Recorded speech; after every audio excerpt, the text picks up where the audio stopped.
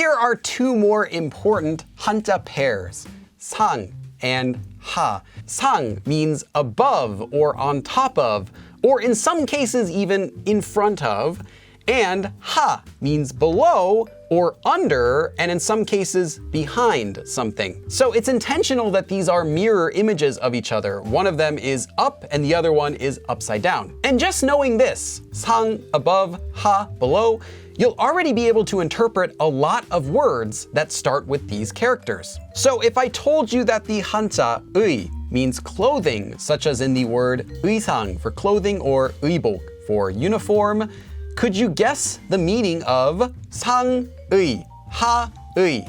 Take a second.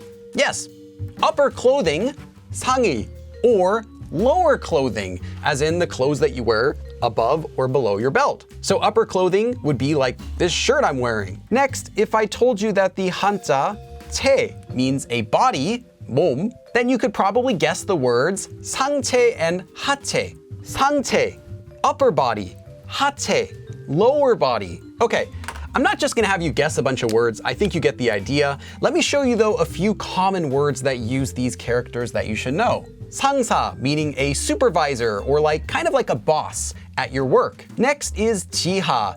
지 actually means earth, like the ground. 하, under the ground, underground. Next is the word 하수. Now 수 means water, so underwater. The water that's under you, which would be like sewage water, the water that's running underneath the streets, 하수. And another one that uses the same hanja for 수 for water is 수상. So above the water, so above water skiing. This would just be what we would say water skiing because you're skiing on the top of, above the water. And sometimes these two are actually used together as 상하, meaning above and below. For example, in the word 상하 관계, above and below relationship. And this is talking about that vertical relationship between supervisors and workers, so above and below relationship. One more small thing about these words is that if you're reading any books or watching any movies, you might also see these used. In fact, there's another one you might see used together with it, and that is 중.